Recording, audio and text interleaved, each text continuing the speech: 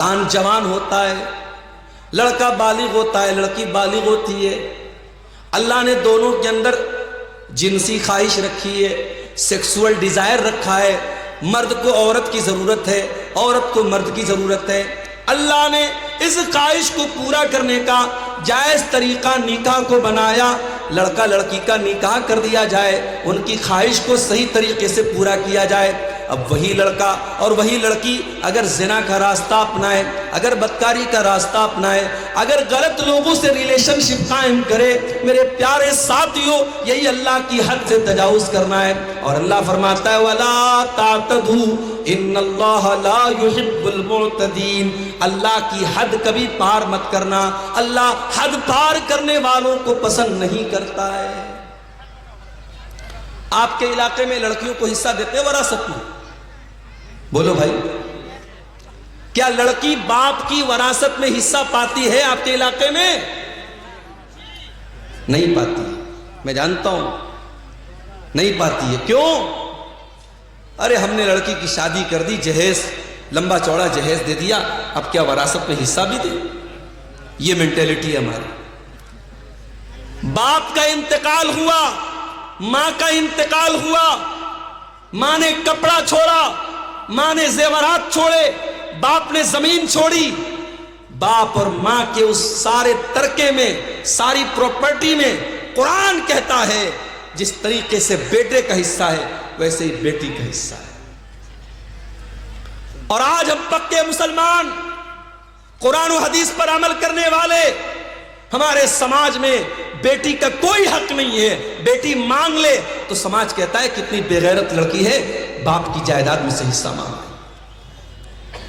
اللہ تعالیٰ نے جب سورہ نساء کے اندر زمین اور جائیداد کے مسئلے بیان کیے، فرمایا تلک حدود اللہ، یہ میں جو حصہ ترکہ بیان کر رہا ہوں میرے بندو، یہ اللہ کی بنائی ہوئی حدیں ہیں، ان حدوں کو کبھی پار نہ کرنا، یہ اللہ کا بنایا ہوا قانون ہے، اللہ کے قانون کو تم کبھی نہ توڑنا۔ میرے پیارے ساتھیوں، آپ کار چلاتے ہیں، راستے میں ٹریفک پولیس والے کھڑے ہیں، ٹریفک کا نیم ہے کار چلانے والا سیٹ بیلٹ لگا کر کے چلے گا، بائک چلانے والا ہیلمٹ لگا کر کے چلے گا۔ اگر کہیں پر سگنل ہے تو ریڈ سگنل ہونے پر گاڑی آگے بڑھائے گا اور گرین سگنل ہونے پر وہ گاڑی آگے نہیں بڑھائے گا۔ یہ ٹریفک کے بنائے ہوئے قانون ہے۔ ہم نے ٹریفک کا سگنل توڑ دیا، ہم نے ہیلمٹ نہیں لگایا، ہم نے کار چلانے کے ٹائم سیٹ بیلٹ نہیں لگایا، کیمرہ لگا ہوا ہے، آٹومیٹک کیمرہ لگا ہے، کیمرے میں فوٹو آ گیا کہ جناب آپ نے سیٹ بیلٹ نہیں لگایا، آپ نے ہیلمٹ نہیں لگایا۔ آج آٹومیٹک سسٹم ہو چکا ہے، آپ کے موبائل کے اوپر میسج آ گیا، آپ ہیلمٹ کے بغیر گاڑی چلا رہے تھے، 500 روپے کی پینالٹی لگ گئی۔ سیٹ بیلٹ کے بغیر آپ کار چلا رہے تھے، 1000 کی پینالٹی لگ گئی۔ آپ نے سگنل کراس کیا تھا، 500 روپے کی پینالٹی لگ گئی۔ آج دنیا والوں نے ٹریفک کے قانون کو توڑنے کے لیے پینالٹیاں بنائی ہیں، جرمانے بنائے ہیں۔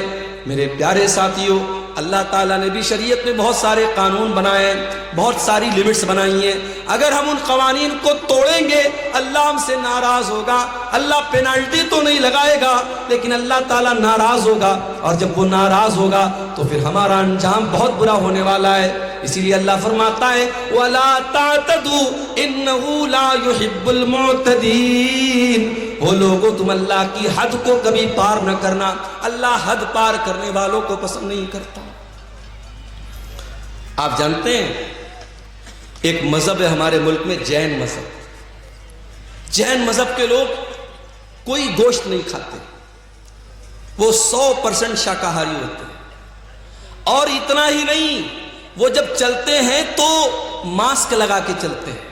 کیوں؟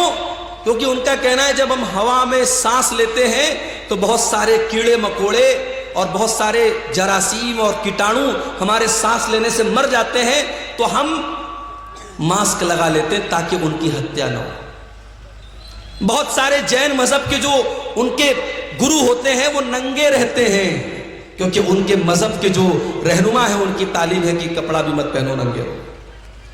یہ جین مذہب کی تعلیم ہے۔ اسلام کی تعلیم کیا ہے؟ اسلام یہ کہتا ہے اللہ قرآن میں کہتا ہے یا ایھا الذین آمنوا لا تحرموا طیبات ما احل اللہ لکم، اے ایمان والو خبردار، جس چیز کو اللہ نے حلال کیا ہے تمہیں حرام کرنے کا کوئی ادھیکار نہیں ہے۔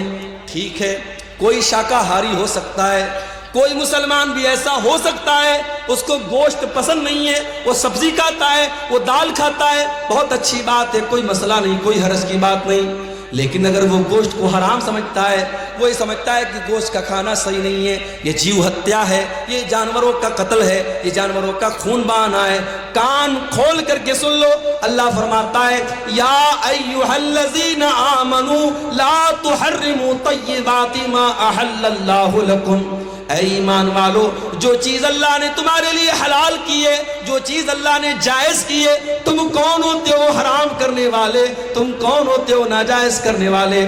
وَلَا تَعْتَدُوا، اے ایمان والو اللہ کی حد کو کبھی کراس نہ کرو، إِنَّهُ لَا يُحِبُّ الْمُعْتَدِينَ، اللہ تعالی حد سے تجاوز کرنے والوں کو پسند نہیں کرتا۔ پتہ یہ چلا اللہ نے اگر کسی چیز کو حرام کیا ہے ہم حلال نہیں کر سکتے، اور اللہ نے حلال کیا ہے ہم حرام نہیں کر سکتے۔ ایک مرتبہ اللہ کے نبی نے اپنے اوپر شہد کو حرام کر لیا، اپنی ایک بیوی کے کہنے پر۔ جب اس بیوی نے اللہ کے نبی سے کہا کہ اے اللہ کے نبی، آپ کے منہ سے مغافیر کی مہک آتی ہے، مغافیر ایک بدبودار پھول ہوتا تھا، اللہ کے پیارے نبی حضرت زینب کے یہاں سے شہد کھا کے آیا کرتے تھے، اور دوسری بیویوں کو پسند نہیں تھا، شہد کھانے کی وجہ سے دیر ہو جایا کرتی تھی۔ تو انہوں نے کہا اے اللہ کے نبی، آپ کے منہ سے مغافیر کی مہک آتی ہے۔ اللہ کے نبی نے اپنی بیوی کو راضی کرنے کے لیے یہ قسم کھا لی کہ میں آج کے بعد شہد نہیں کھاؤں گا، جب شہد کھانے سے میرے منہ سے مہک آتی ہے، جب شہد کھانے سے میرے منہ سے بدبو آتی ہے، میں آج کے بعد شہد نہیں کھاؤں گا۔ ایک نارمل سی بات تھی، نبی نے اپنے اوپر شہد کو حرام کر دیا، لیکن اللہ کے لیے یہ نارمل بات نہیں تھی۔ اللہ نے قرآن کی آیت نازل کر دی یا ایھا النبی لم تحرم ما احل اللہ لک تبتغی مرضات ازواجک، اے نبی آپ کو یہ ادھیکار کس نے دے دیا، یہ حق کس نے دے دیا کہ جس شہد کو اللہ تعالیٰ نے حلال کیا تھا آپ نے اپنے اوپر حرام کر لیا اپنی کچھ بیویوں کو خوش کرنے کے لیے؟ اے نبی آپ کو بھی اللہ کے حلال کیے ہوئے چیز کو حرام کرنے کا ادھیکار نہیں ہے، ہم نہیں کر سکتے، کسی حلال چیز کو حرام نہیں کر سکتے، اور کسی حرام کو حلال نہیں کر سکتے میرے۔ اور آگے بڑھیے، قرآن میں ایک اور جگہ یہ بات آئی ہے، سورہ اعراف میں اللہ نے فرمایا ادعوا ربکم تضرعا وخفیا، اپنے رب سے دعا کرو، گڑ گڑا کر کے دعا کرو اور چپکے چپکے دعا کیا کرو، انہ لا یحب المعتدین، اللہ تعالیٰ دعا کے اندر حد سے تجاوز کرنے والوں کو پسند نہیں کرتا۔ کچھ لوگ دعا کے اندر بھی حد سے تجاوز کرتے ہیں۔ معاف کیجئے گا، آپ کے یہاں چندے کا جو طریقہ ہوتا ہے، بنگلہ زبان کے جو مقرر آتے ہیں وہ دعا کرتے ہیں، اس پر بھی تحقیق ہونی چاہیے کہ یہ طریقہ دعا کا صحیح ہے کہ دعا کے اندر حد سے تجاوز نہیں ہونا چاہیے۔ دعا میں ہم کوئی ایسی چیز نہیں مانگیں گے جو مناسب نہ ہو۔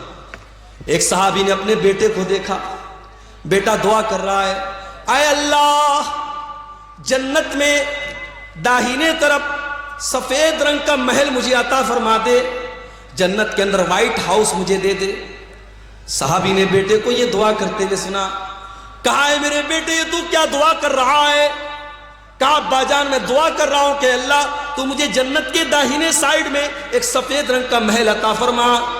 کہا بیٹا یہ دعا کرنا صحیح نہیں ہے بیٹا، میں نے اللہ کے نبی کو یہ فرماتے ہوئے سنا تھا کہ قیامت کے پہلے ایک ایسا دور آئے گا، لوگ دعا کے اندر حد سے تجاوز کریں گے اور لوگ وضو کرنے میں حد سے تجاوز کریں گے۔ اے میرے بچے جب تجھے دعا کرنا ہو تو سمپل یہ دعا کر، اے اللہ میں جنت کا سوال کرتا ہوں، میں جہنم سے تیری پناہ مانگتا ہوں۔ اس میں اتنی ڈیٹیل مت بیان کرو، اپنی دعا میں یہ مت کہو کہ اے اللہ جنت کے داہنے سائیڈ میں مجھ کو یہ محل عطا فرما، یہ دعا کے اندر حد سے تجاوز کرنا ہے۔